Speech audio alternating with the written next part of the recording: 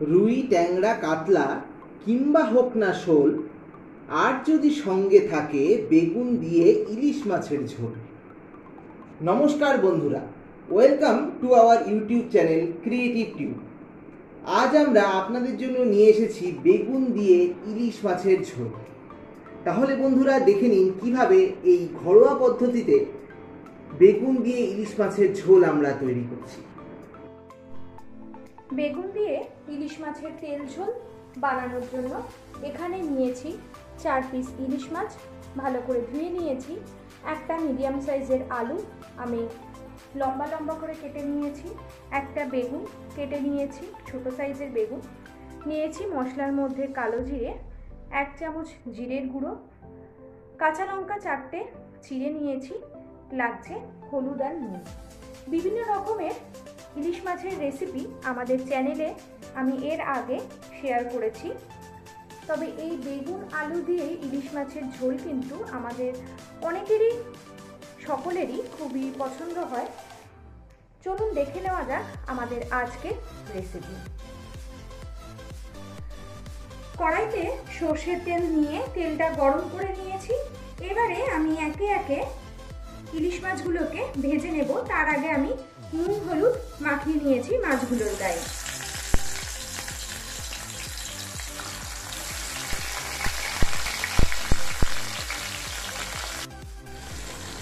সমস্ত মাছ আমার ভেজে নেওয়া হয়ে গেছে। এবারে মাছগুলোকে আমি আলাদা করে তুলে নিচ্ছি। এই তেলের মধ্যে আমি বেগুনটাকেও ভেজে নেব।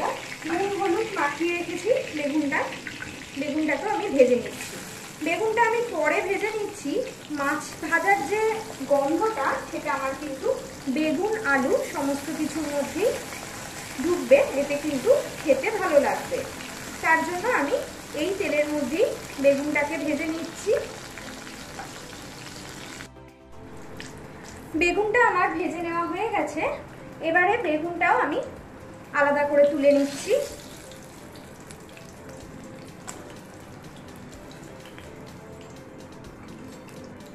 এই তেলের মধ্যে এবারে আমি দিয়ে দিচ্ছি ফোড়ন হিসাবে কালো জিরে,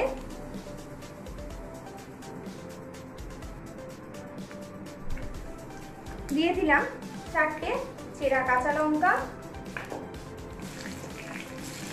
একটু ফোড়ন এবং কাঁচা লঙ্কাটাকে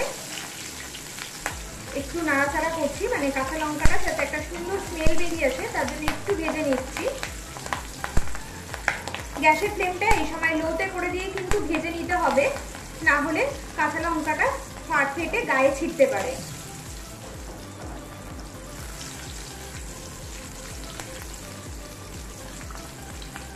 এবারে এর মধ্যে নুন হলুদ মাখিয়ে রাখা আলুগুলোকে দিয়ে দিচ্ছি।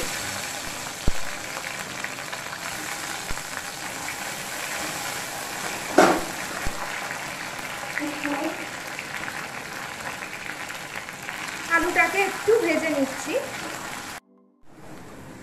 আলুটা লাল লাল করে ভেজে নিয়ে এর মধ্যে দিয়ে দিচ্ছি 1 চামচ জিরের গুঁড়ো, দিয়ে দিলাম 1/2 চামচ হলুদ গুঁড়ো, আর দিয়ে দিচ্ছি স্বাদ অনুযায়ী নুন। ভালো করে মশলার সাথে এটাকে মিশিয়ে নিচ্ছি। আমি এই রান্নাটার মধ্যে জিরের গুঁড়ো ব্যবহার করি, তোমরা চাইলে জিরের গুঁড়ো না ব্যবহার করেও রান্নাটা করতে পারো।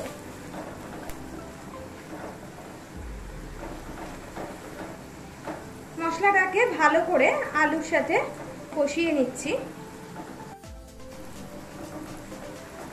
মশলাটার সাথে আলুটাকে ভালো করে কষিয়ে নিয়ে এবারে এর মধ্যে আমি গরম জল দিয়ে দিচ্ছি।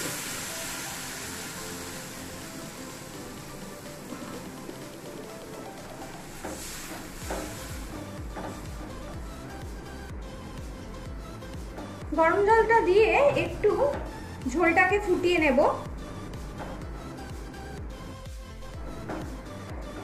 আলুটা কিন্তু সিদ্ধ হয়ে গেছে ঝোলটাকে ফুটিয়ে নিতে।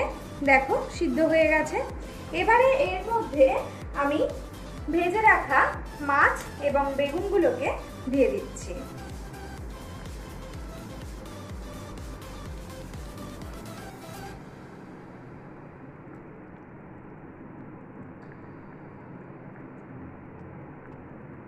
বেগুনটাকেও এবারে দিয়ে দিলাম।